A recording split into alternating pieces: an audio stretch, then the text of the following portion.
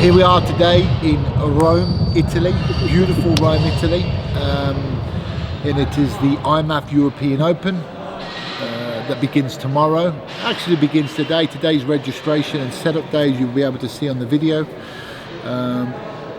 Approximately 300 athletes from unbelievable amount of countries. This tournament and format's getting bigger and bigger. It's good for us, the officials, the fans. I'm excited, and hopefully this video series is going to show you exactly what goes on behind the scenes.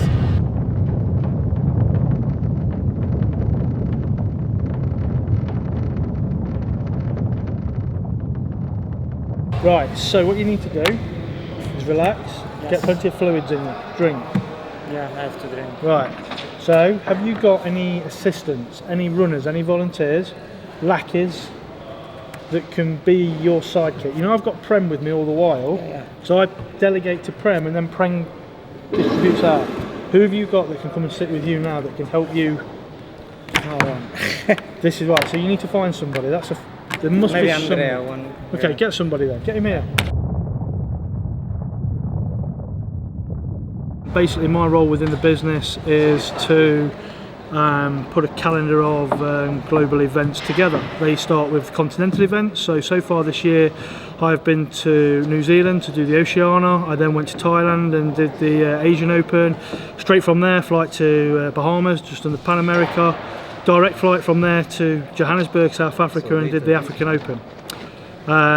Whilst doing that, we were setting up this event here, which is going to be the second largest event to date that we've ever done, which is the European Open, combining the senior age brackets and the juniors. So we've got two events in one here.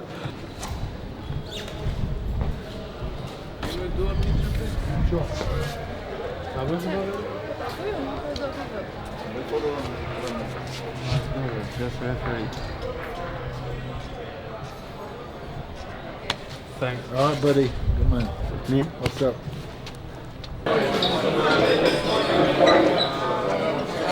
Hello, my friend. This is where the guys come and get measured up for their kit. So they'll come in here. This young lady here, Janie. Janie looks after all of the equipment. So you imagine there's how many do we have? 300 athletes? There's 300 athletes here. They get kitted out every day. They're coming here for measuring up, so they will take a register on their name, their country, what size shirts, what size shorts, shin pads, gloves, and that gets collected and reallocated every day they're in the tournament. It's a big operation, and I wouldn't want to do what the guys are doing. It's a big thing. Say better, yeah. And then that's a medium. What is it? Gloves. Can I Small? Can I try it? Yeah.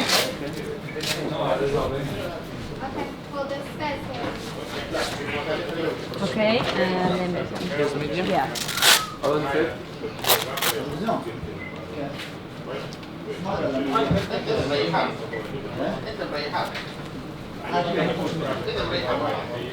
So this is medium, right? Yeah. Okay. So just a shin pad? Yeah, it's good. Is that okay? Then I'll Yeah. give you the shirt. See, there's a new country coming in. Every time they call them country by country. Austria, I believe, is the next country If you just to wait out here, register. Austria, I'll give you So a they're shout. bringing the whole team, Okay. and then their team leader or their captain, their coach will be first, and the registration process will take place, as you can see. It's going beautifully, absolutely beautifully. Not a single hitch. Who's that down to? Well, it's good organisation. Obviously, I'm new to the registration team. They tell me that every other time there's been a lot of hitches, so you know, you do the math. Whoever has successfully registered will go into tonight's draw. The first draw for the fights start tomorrow. The fights start every day at the same time, 11. So basically, successfully registered athletes will be entered into the draw. Hopefully, we're looking at a full complement of around about 300 athletes. There's Team Sweden just coming in the room.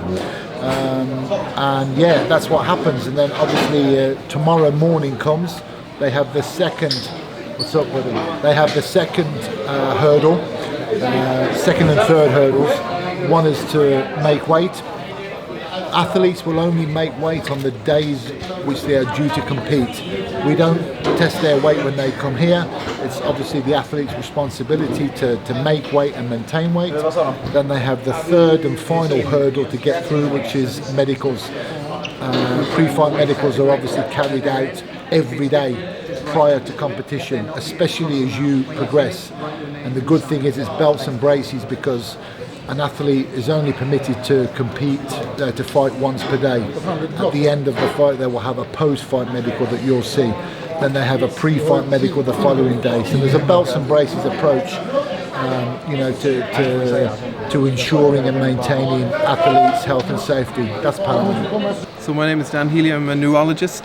So IMMAF has sort of piggybacked on Safe MMA, which is an organisation that for since 2012 now have been providing independent assessment for promotions of fighter safety. So basically the key role we have is to allow a fighter to be sure that promoters have no role in deciding their safety or what levels of safety, and that's what Safe MMA have been doing for many years, and IMMAF in the last few years have sort of piggybacked and used that system and many of the same personnel.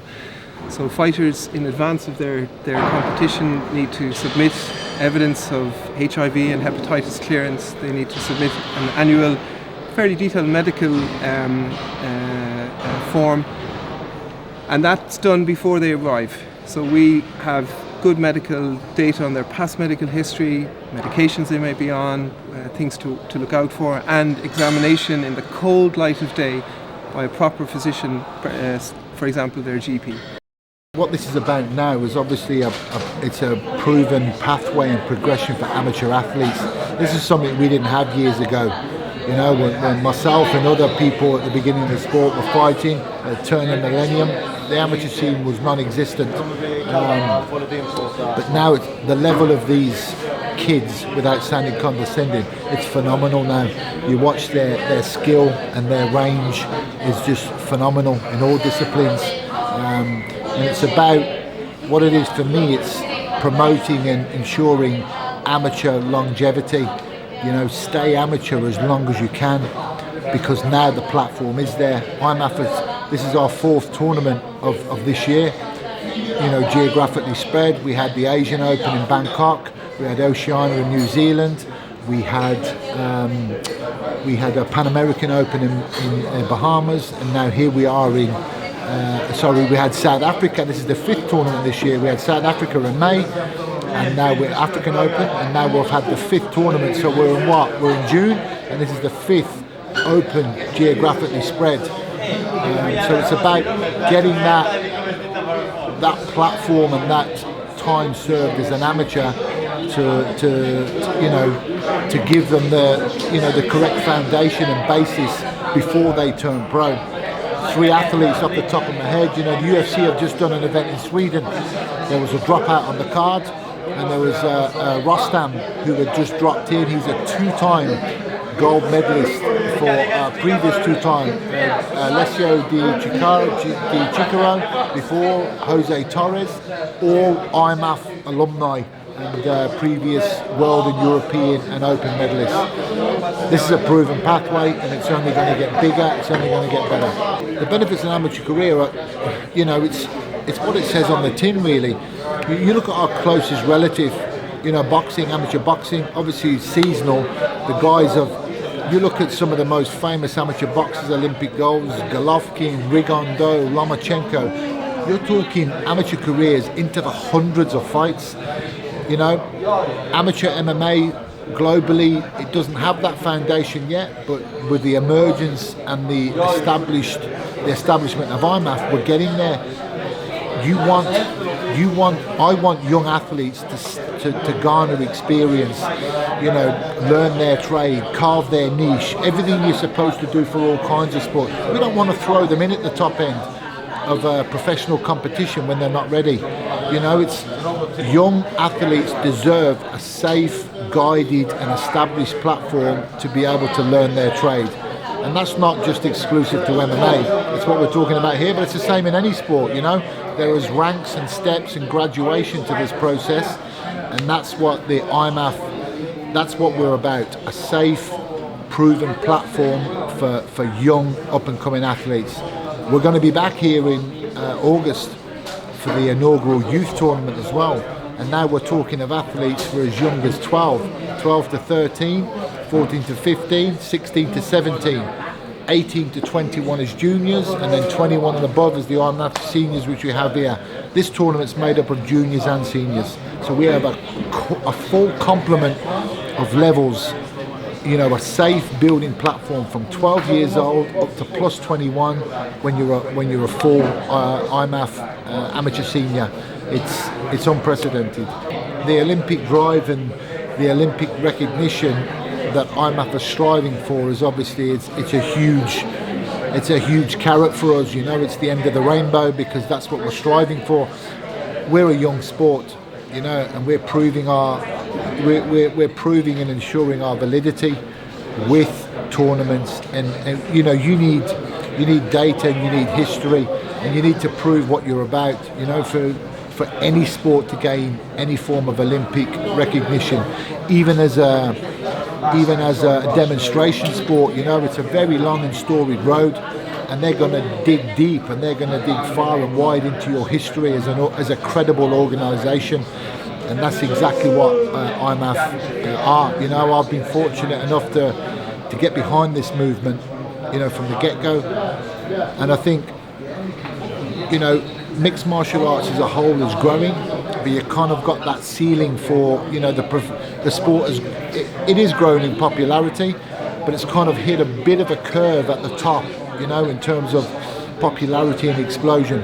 I think the next huge wave and the biggest growth in this sport is definitely coming from the ground up, and that's where all the emphasis in education is now for these youngsters, and giving them that experience and safe platform. You know, at the World Championships, I think there was 300 in Bahrain last year. There was 380 athletes, 45 countries.